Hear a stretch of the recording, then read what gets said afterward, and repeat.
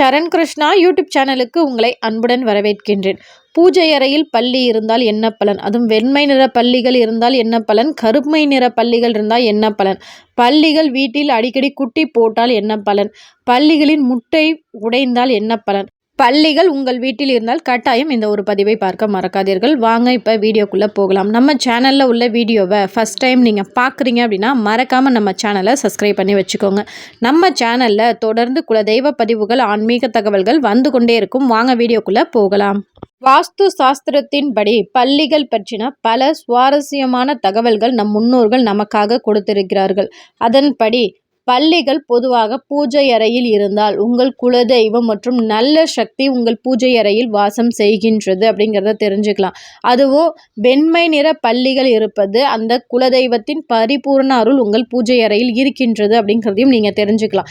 இதே இது கருமை நிற பல்லிகள் உங்கள் பூஜை அறையில் இருந்தால் அந்த அளவுக்கு உகந்தது அல்ல.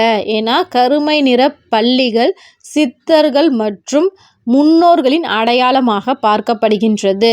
இது நம்ம பூஜை அறையில் இருக்கும்போது தெய்வ சக்தி அந்த அளவுக்கு நம்ம பூஜை அறையில் இல்லை என்பதை நீங்கள் தெரிஞ்சுக்கலாம். கருமை நிற பல்லிகள் உங்கள் பூஜை அறையில் இருந்தால் முதல்ல பூஜை அறையில் உள்ள படங்கள் அனைத்தையும் எடுத்து வைத்து உங்கள் பூஜை அறை கல்லுப்பு மஞ்சள் கொண்டு சுத்தம் செய்து அதற்கு பிறகு ஒரு பௌர்ணமியில் குலதெய்வ பூஜை செய்து பாருங்கள், நல்ல மாற்றம் ஏற்படும். அடுத்ததாக, ஒரு சில வீடுகளில் குட்டி பல்லிகள் அடிக்கடி கண்ணில் படுகின்றது. குட்டி குட்டி பல்லிகள் அதிகம் இருக்கின்றது அப்படின்னா கண்டிப்பாக உங்களுக்கு அதிர்ஷ்டத்தின் அறிகுறி அப்படின்னு தான் நம்பப்படுகின்றது.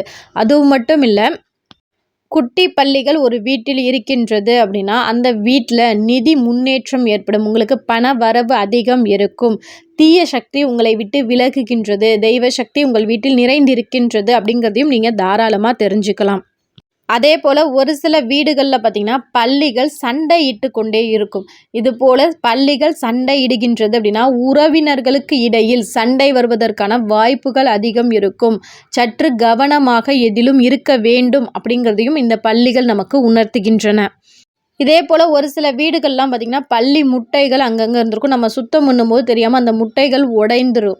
இது போல் செய்வதும் நமக்கு அபச குணத்தின் அறிகுறியாகவே கருதப்படுகின்றன. ஒரு சில வீடுகளில் பார்த்திங்கன்னா சுத்தம் பண்ணும்போதும் பல்லிகள் முட்டை உடையாமல் அது பாட்டுக்கு உருண்டு ஓடிடும். ஒரு சில வீடுகளில் பார்த்திங்கன்னா பல்லி முட்டை உடையிறது, பல்லிகள் அடிக்கடி மரணிப்பது, இல்லை ஏதோ ஒரு தீய சக்தி உங்கள் வீட்டுக்கு வரப்போகின்றது, தெய்வ சக்தி உங்கள் வீட்டில் இல்லை என்பதை குறிப்பதற்கான நிகழ்வுகள் தான் இதெல்லாம் உங்கள் வீட்டில் நடந்துச்சு, பல்லி முட்டை உடைகிறது, பல்லி அடிக்கடி மரணிக்கின்றது அப்படின்னா வீடு முழுவதுமே கல்லுப்பு மஞ்சள் போட்டு சுத்தம் பண்ணிவிட்டு கோமியம் வாங்கி வீட்டில் தெளித்து விட்டு உங்கள் குலதெய்வ வழிபாடை தொடர்ந்து செய்யுங்க. முடிந்தால் குலதெய்வ எல்லைக்கு சென்று வாருங்கள். கண்டிப்பாக அந்த தெய்வத்தின் அனுகிரகம் இருந்துச்சு அப்படின்னா எந்த ஒரு தீய சக்தியும் நம்மை நெருங்காது. அது மட்டும் இல்லை, ஒரு வீட்டில் சாதாரணமாகவே பல்லி இருந்துச்சு அப்படின்னா, அதுவும் வெண்மை நிற பல்லிகள் இருந்துச்சு அப்படின்னா அந்த வீட்டில் ஒரு தெய்வ சக்தி இருக்கின்றது அப்படிங்கிறதையும் நம்ம தெரிஞ்சுக்கலாம். அது மட்டும் இல்லை, பல்லிகள் லக்ஷ்மி தாயாரின் அம்சமாகவும் கருதப்படுகின்றது. எந்தெந்த வீட்டிலெல்லாம் பல்லிகள் நல்ல சத்தம் இட்டு கொண்டு பல்லிகள் நல்ல சுதந்திரமாக சந்தோஷமாக இருக்கின்றதோ அந்த வீட்டில் கண்டிப்பாக மிகப்பெரிய கஷ்டம் அப்படிங்கிறது வரவே வராது. ஒரு சிலரோட முக்கியமான கேள்வி என்ன அப்படின்னு பார்த்திங்கன்னா, எங்கள் வீட்டில் பல்லி இருக்குது ஆனால் சத்தமே போட மாட்டேது, நாங்கள் என்ன பண்ணுறது? உங்கள் வீட்டில் காலை மாலை 2 நேரமும் தீபம் ஏற்ற வேண்டும், வாசனை மிகுந்த தூபம் போட வேண்டும், வீட்டில் ஒரு மங்கள ஒளி ஒலித்து கொண்டே இருக்க வேண்டும். அது ஓம் அப்படிங்கிற ஒரு சவுண்டாக இருக்கலாம், இல்லை ஏதோ ஒரு தெய்வத்தின் மங்கள ஒளி ஒலித்து கொண்டே இருக்க வேண்டும். வீட்டில் அபசகுணமான வார்த்தைகள் மற்றவர்கள் பேசக்கூடாது, வீட்டில் அடிக்கடி சண்டையிடக்கூடாது, பெண்கள் மாலை நேரத்தில் அழுகக்கூடாது. ஒரு சில விஷயங்கள் நம்ம வாஸ்து சாஸ்திரத்தின்படி நம்ம பெண்கள் எந்தெந்த வீட்டில் சந்தோஷமாக இருக்காங்களோ அந்தந்த வீட்டில் தான் பல்லிகள் சத்தமிடும் அப்படின்னே சொல்லப்படுகின்றது. அதே போல் ஒரு சில வீடுகள்லாம் பார்த்திங்கன்னா குலதெய்வத்தை முறையாக வணங்குவாங்க, காலை மாலை எல்லா நேரத்துலையும் விளக்கெலாம் ஏற்றுறவங்க எல்லாம் பண்ணுறோம் அப்படின்னு சொல்லிட்டு. ஆனால் அந்த வீட்டில் உள்ள ஒரு சிலரே என்ன பண்ணுவாங்கன்னா, குலதெய்வத்தை கும்பிட்ற பங்காளிகள்லாம் நல்லா இருக்காங்க, நான் மட்டும் இப்படி இருக்கேன், என்ன தான் தெய்வம் பண்ணுதுன்னு சொல்லி அந்த தெய்வத்தையே திட்டுவாங்க. மக்களெல்லாம் திட்டுறது போக இப்போ தெய்வத்தையே திட்டுற அளவுக்கு கூட வந்துட்டாங்க. இது போல் உங்கள் குடும்பத்தில் நடக்குது அப்படின்னாலும் கண்டிப்பாக உங்கள் வீட்டில் பல்லிகள் சத்தமிடாது. இதை அனைத்துமே தவிர்த்து விட்டு கண்டிப்பாக நம்பிக்கையோடு செஞ்சு பாருங்கள், உங்கள் வீட்டில் பல்லிகள் சத்தமிட ஆரம்பிக்கும்.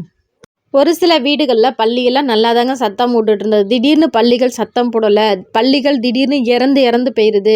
அதாவது நம்ம கவனக்குறைவாக ஒரு கதவு சாத்தும் போதோ இல்லை ஜன்னலை சாத்தும் போதோ அந்த இடுக்குகளை இறந்து போகும். அது நம்மளோட கவனக்குறைவினால். அதனால ஒன்றும் தப்பு இல்லை. ஆனால் இன்றைக்கி பள்ளிகள்லாம் போயிட்டு இருந்தது திடீர்னு இறந்து போயிடுச்சு, 2-3 பள்ளி அப்படியே இறந்து கீழே விழுவுது அப்படின்னா கண்டிப்பாக உங்கள் வீட்டுக்கு யாரோ செய்வினை இது போன்ற தீய சக்திகளை ஏவி விடுகிறார்கள். அதனால தான் தெய்வ சக்தி உங்களை வீட்டை விட்டு விலகுகின்றது. இது போல் நடந்தால் உடனே யோசிக்காம உங்கள் குலதெய்வ எல்லைக்கு சென்று குலதெய்வத்திற்கு படையல் போட்டு குலதெய்வத்தின் காலடியில் எலுமிச்சம் கனி வைத்து வாங்கிட்டு உங்கள் வீட்டில் நிலைவாசலில் ஒன்று கட்டுங்க. எலுமிச்சம் பழத்தை அடுத்து உங்கள் பூஜை அறையில் ஒன்று வைங்க. கண்டிப்பாக அந்த தெய்வ சக்தி உங்கள் வீட்டுக்குள்ளே வரும்போது எந்த ஒரு தீய சக்தியும் உங்களை நெருங்காது.